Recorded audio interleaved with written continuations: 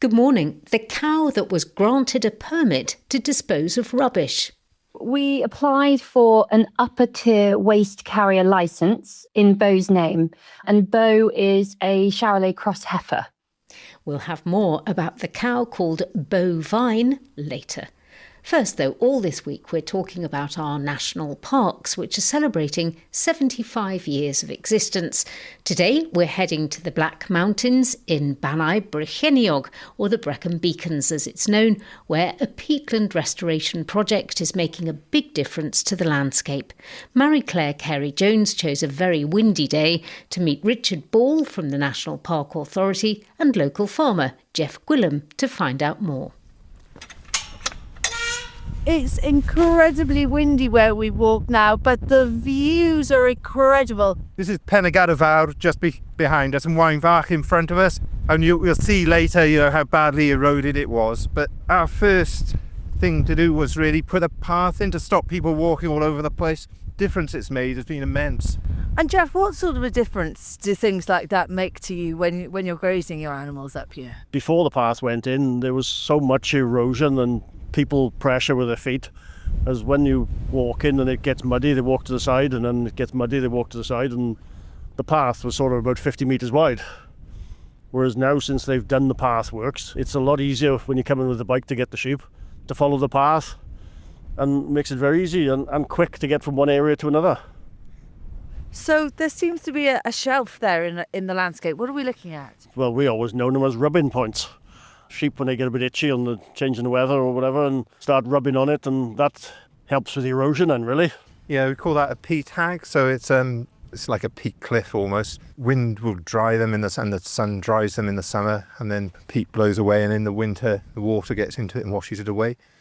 So we generally try to regrade them and returf them so that there's no bare peat exposed. All of this was more or less down to their peat. We put the path in, that's taken the trampling pressure off it. But we're trying to keep the area wet. Believe it or not, it does get really dry in the summer. And we've been doing that by various things, so timber dams, but we also use coir rolls. So we lay them on the ground in water channels, basically slow water. And we tried wool as well from the local farms, and that worked really well, and it degrades slowly. One of the strange problems in the Black Mountains, and up here in particular, is there's very little sphagnum moss, which creates peat. So we've introduced sphagnum. We've got it from a local area, and you can just see over there there's some growing. We've put plugs in. We also, some of the bare ground we treated, we put a biodegradable mat down and then put heather cuttings on top, and that will contain heather seeds, grass seeds and mosses. And why was it so important that you did this restoration work here? It was part of the SSSI that's in really poor condition, but it's also obviously a big carbon store. When peat's in poor condition, it emits carbon, whereas when it's in good condition, it'll sequester it, so it'll absorb it.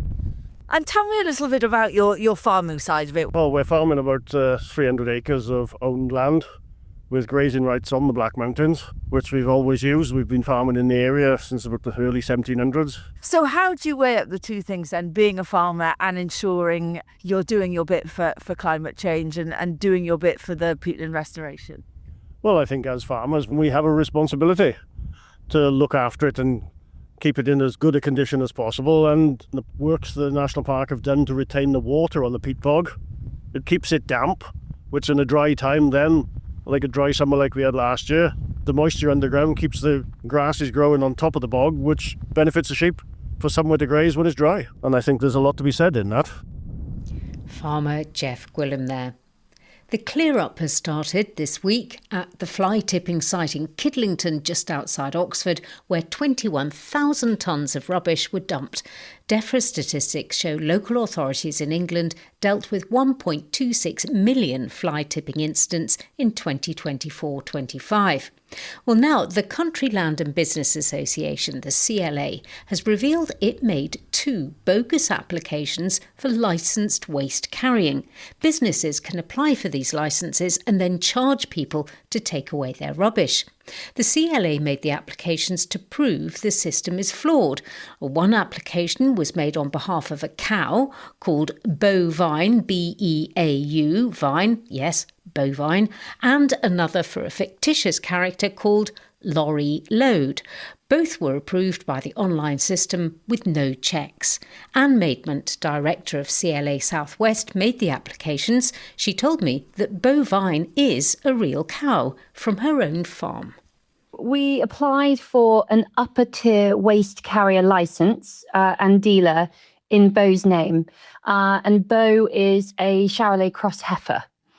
And that allows you to charge people for legally transporting and removing their waste, but also construction and demolition waste and areas like that. So why did you do that? We wanted to highlight that at present, it's so simple to get a waste carrier licence that we feel that criminals are exploiting this and using these licences, which appear completely legitimate, to go on and then fly tip tons of waste in rural communities and in the countryside. And what does it prove then? Well, at present, you have the authority in order to charge people to collect their waste. And then what you choose to do in order to then dispose of that waste, you would hopefully take it to an official waste disposal unit. However, we are fully aware, and certainly we can see from the increase in fly tipping figures that we've seen this year, that actually criminals are using that licence as an opportunity to charge people and then probably dispose of the waste in the countryside. Were you surprised when you put in that application that it was granted almost immediately with no checks? Unfortunately, no. Under the current system, all that is needed to apply is a name and address and a small fee. There are no verifications, no driving licence details, photos, etc. Nothing needed, bar your name and address in order to apply and then be listed on the public register as a certified waste remover. What do you want to change then? We want to see clearer verification checks. We want to see better standards so it's not a simple rubber stamping for fly tippers, so that we can start protecting the communities in which they are clearly harming at the moment. Now, we approached DEFRA for a comment and they told us, we are directly supporting the Environment Agency to stop the exploitation of our waste system, including a £43 million boost to waste crime enforcement and tougher sentences for those who break the law. How effective do you think the Environment Agency is at deterring people from fly tipping? I think at present we would like to see certainly an increase in resource. That's really reassuring to hear. But actually we want to ensure that there's a better joined up approach so that legitimate businesses can actually dispose of their waste in a better way without criminals exposing them. I mean, reforming waste regulation is absolutely essential if we are serious about protecting the countryside and the rural areas which we all love. DEFRA also said that they've got a new waste crime action plan, and they say that sends a clear message: dump illegally and you will face the full consequences. I mean, do you think the consequences are enough to actually put people off? So we have been pleased to see that there has been an increase in securing better sentencing and strengthening of powers when it comes to enforcing fly tipping. But we still want to see penalties that reflect the seriousness of this crime. So at the moment, the fixed penalty notices aren't enough. They're certainly not adequate enough as a deterrent for organised gangs and for large hazardous fly tipping incidents to occur. Anne Maidment from the CLA. Farmers in Northern Ireland have been holding tractor protests and blocking traffic.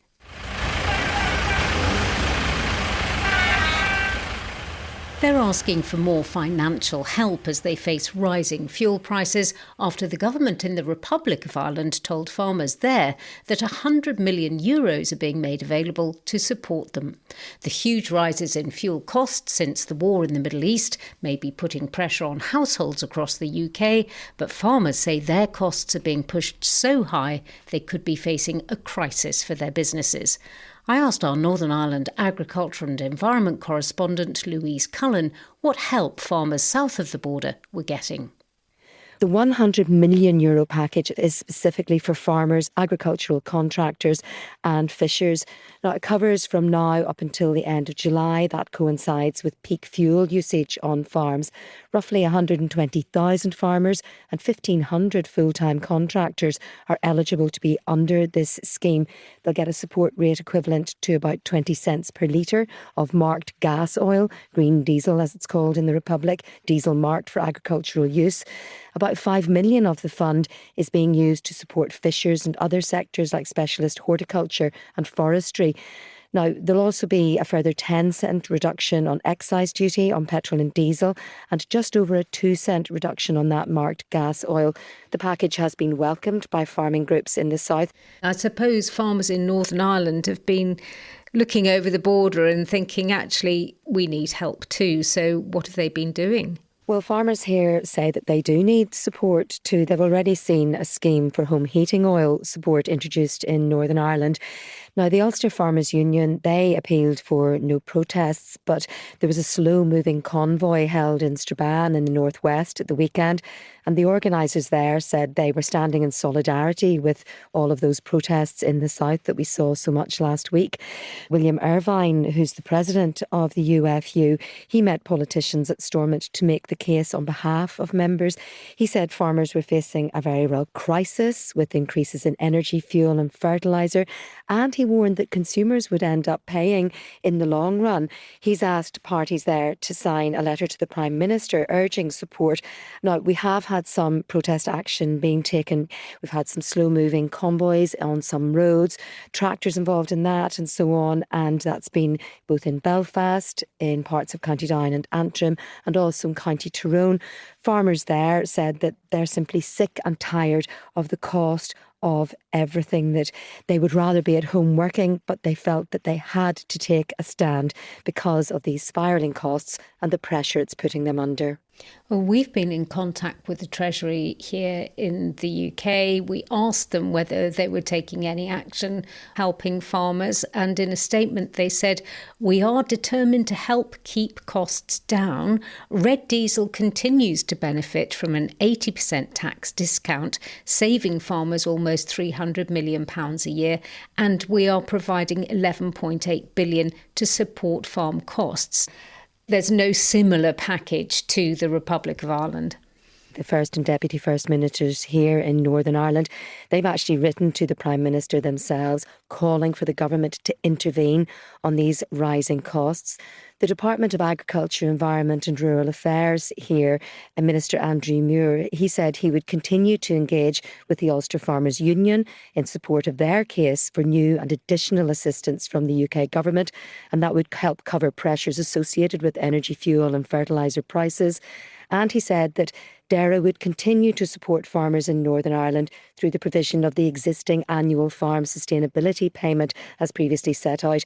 There's a safety net effectively of £236 million to be delivered again this year. Now, that's part of the ring-fenced budget and so on for farmers within Northern Ireland. But this crisis that they say they're facing, well, it shows no real signs of abating, and the calls for support are only going to get louder. Our Northern Ireland agriculture and environment correspondent, Louise Cullen. That's all from us today. I'm Anna Hill. The producer was Rebecca Rooney. Farming Today is a BBC Audio Bristol production.